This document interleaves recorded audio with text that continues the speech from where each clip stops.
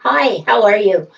I just want to encourage everyone, especially in this time of COVID, to do something creative. You look at the world with entirely different eyes. You start to notice little beautiful things, like a little bit of snow around some green lycopodium. And it's sort of little gifts that would go totally unnoticed. But by noticing, um, I think I'm certainly a lot happier when I notice things. And so I have a sheet of watercolor paper here, and I thought I would just give you a quick demonstration of how I do a watercolor. And because this is the oil painting of Prospect I'm working on, I thought that would be a great one to do. So you can see here a tiny bit of drawing. Um,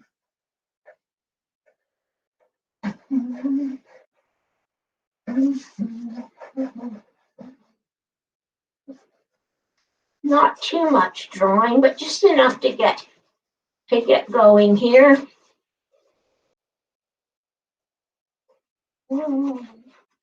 Okay, and so for this guy, I squeeze my little tubes of paint into a big watercolor palette.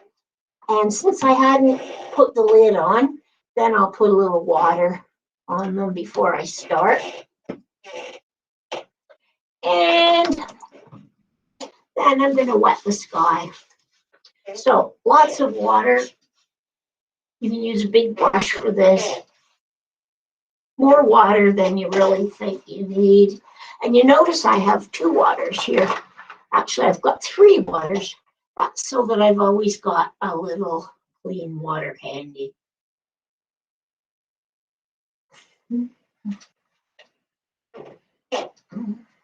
Okay, so lots of water for the sky.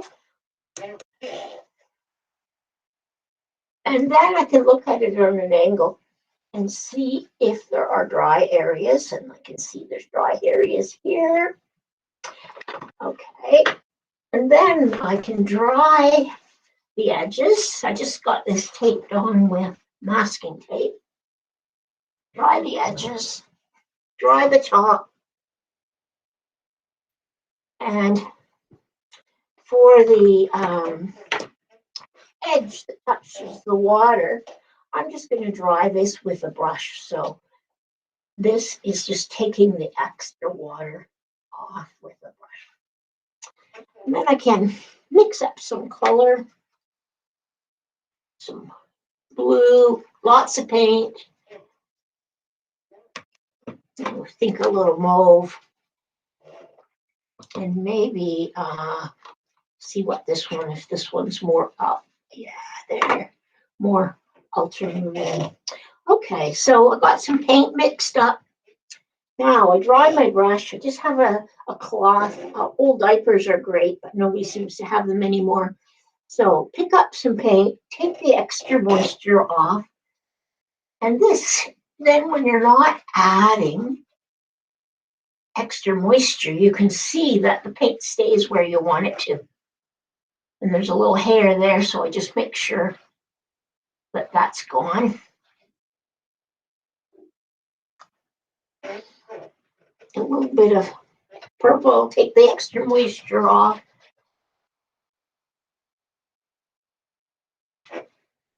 Take the moisture off.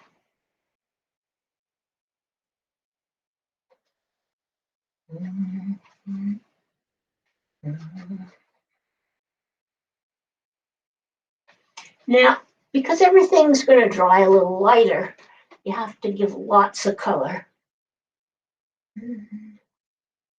This is going to be the church steeple there, so I don't want, I guess I won't even worry about it. There's more of a cerulean blue. I added too much green, so I'll add more blue. And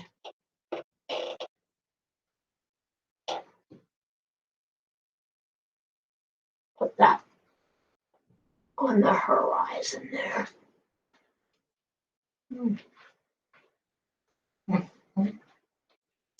Now, if it's running together, which it is there, I can dry my brush and, put some details in the sky this way. A little more of that blue.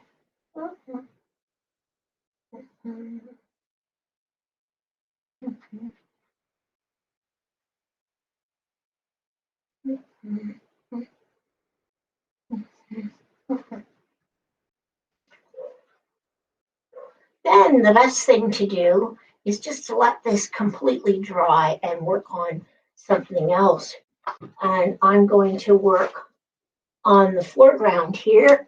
So I need some red and some yellow. And if I start to get too many colors, I just clean it off with tissue. I'm going to have some burnt umber too.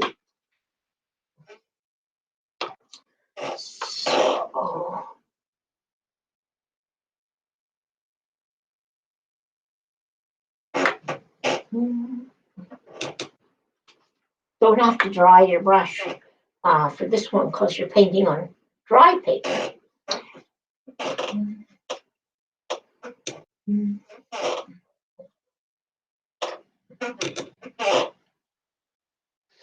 a little red. Keep it interesting.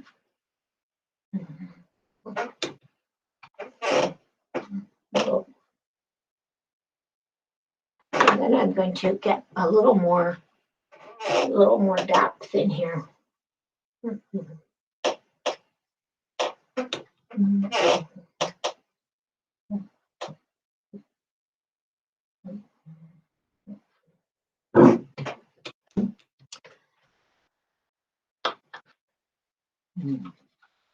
And then these hills are going to be just kind of a little dull.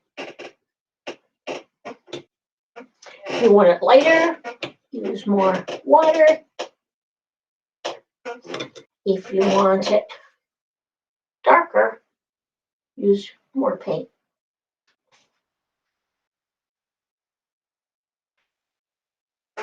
And if we want to blend those, then we have to add water before it's dry.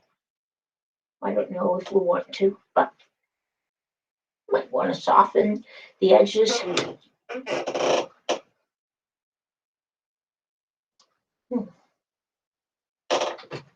So we can let that area set up as well. And in the really foreground, I'm going to mix some alizarin with some fire engine red. And you can see there's trees there, so I mean, some of them I'll just paint around the tree. Let's just check on how much time I have here. Got lots of time.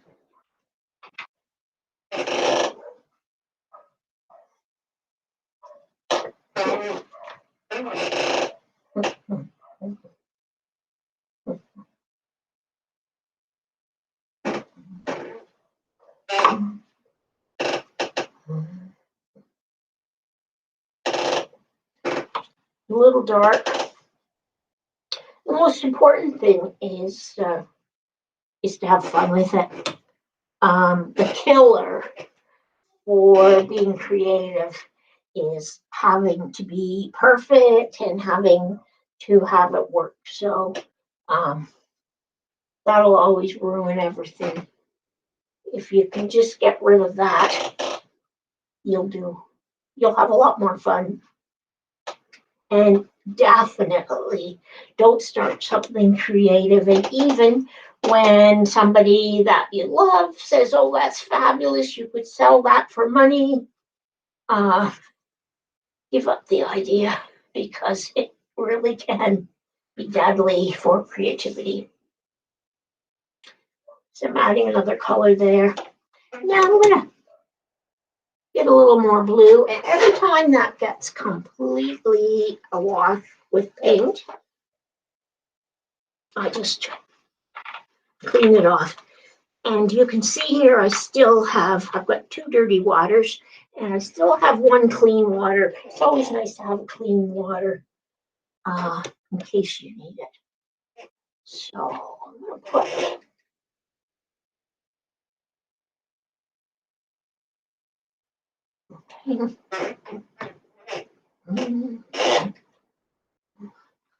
so if I want it lighter, more water. Okay. Now,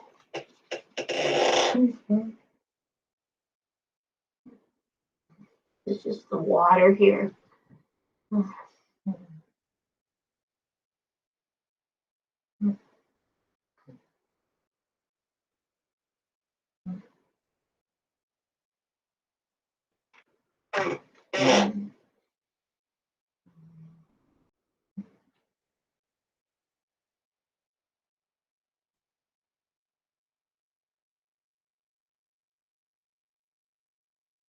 Don't be boring. Think about adding a little, a little purple to the water. Have to do it on both sides of that church steeple though, or it won't look like it's going in behind. Now you can see that's running up into the sky. I can just take a little of the paint off with a clean bit of tissue. I'm not too worried about that being straight because I'm going to put the stuff on the far shore over it.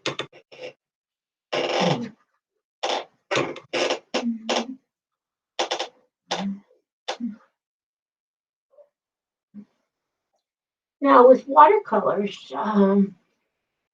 stuff that's white, you just don't paint it. So it's really fun, really fun to paint snow or white flowers.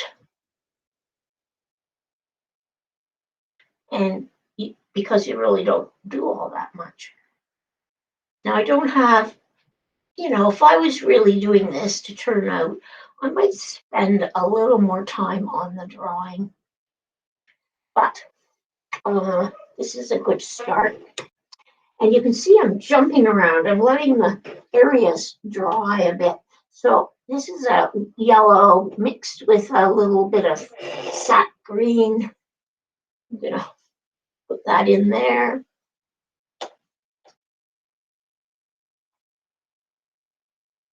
And probably I should take a minute and draw a couple of buildings here. Okay, so this is the church, which is no longer, sadly, a church, same as every village. But now I know where the light is coming from. And so this is another house.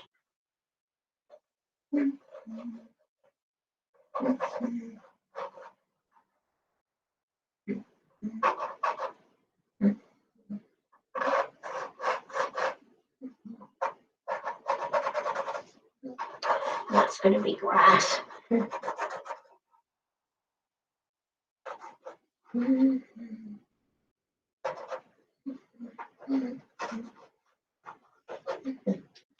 Alrighty.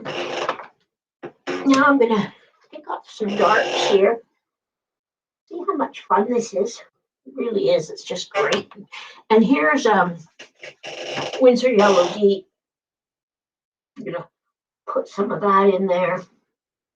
And I'm going to really play up the yellows here.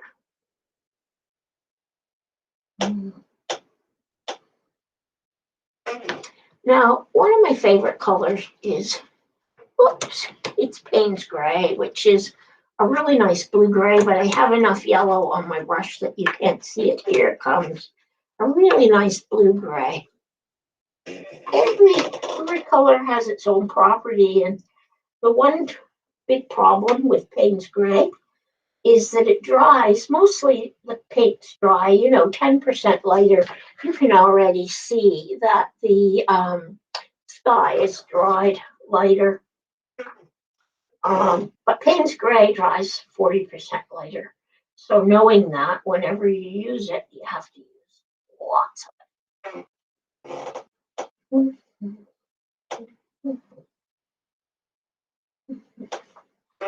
Now, so a little Payne's Gray and a little alizarin.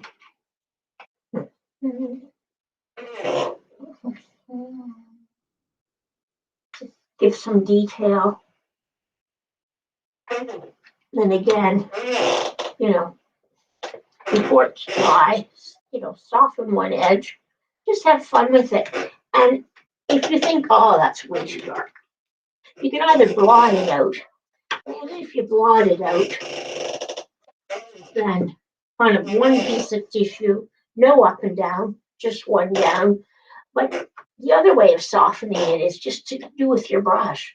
So that way, that's way softer. Just takes a little of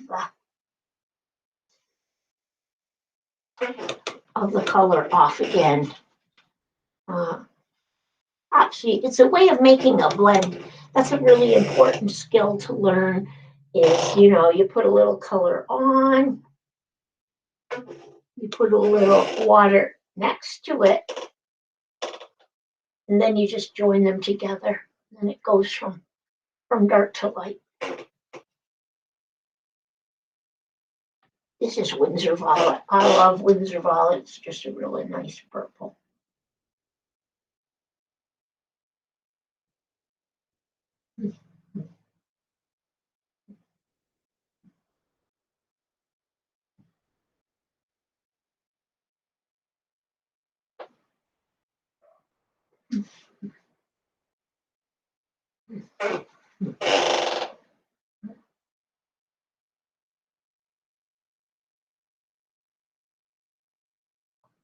And I'm going to do a put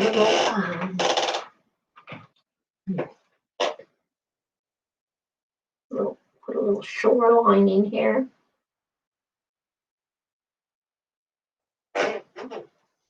And a little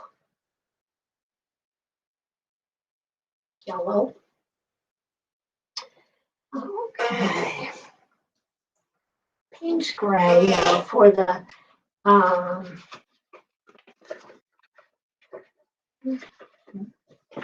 oh, here's a better picture. So now we can see this has to be straight across. This is the far shore. And if you give the feeling of trees, use the biggest brush you can. Don't go down to the little teeny brush until you really have to. See, this will give, this is fine. And now you can work over the sky because the sky is dry.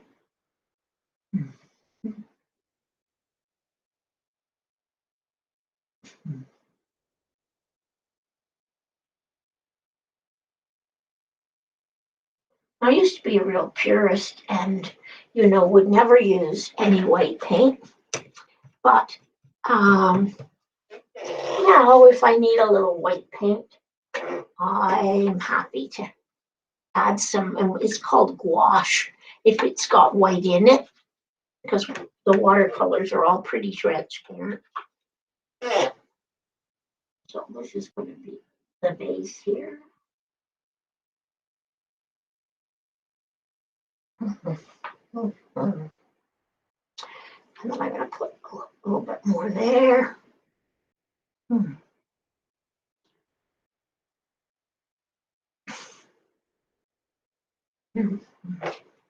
Well, actually, this piece of land is going to be down lower.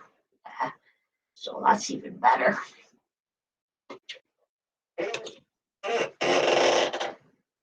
Okay, put a few more shadows in.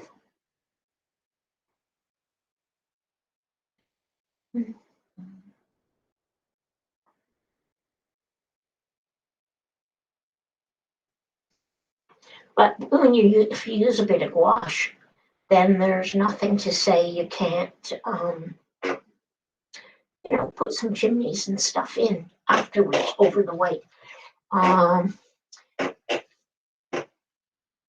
I'm going to get a little purple here. Now this is wet, so I can't really put my hand down, but I can put my finger down.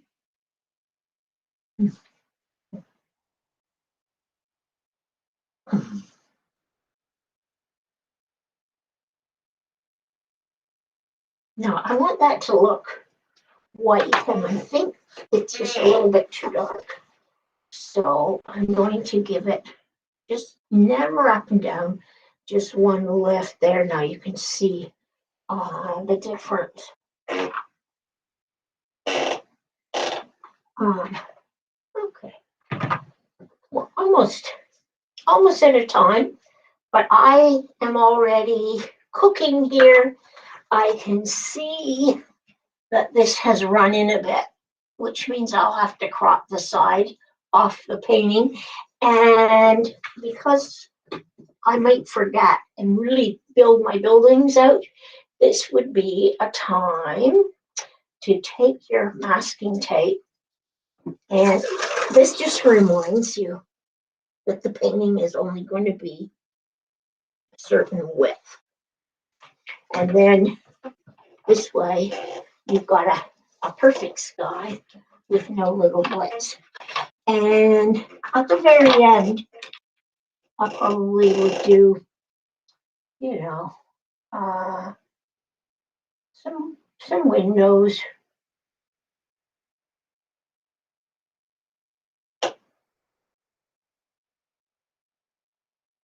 There. Anyways, I hope you enjoyed it, and I hope you're going to just give it a try and have fun. And you can always email me. You can go on my website, www.joylakingallery.com. And you can also go on my Facebook page, Joy Laking. Thanks. Bye.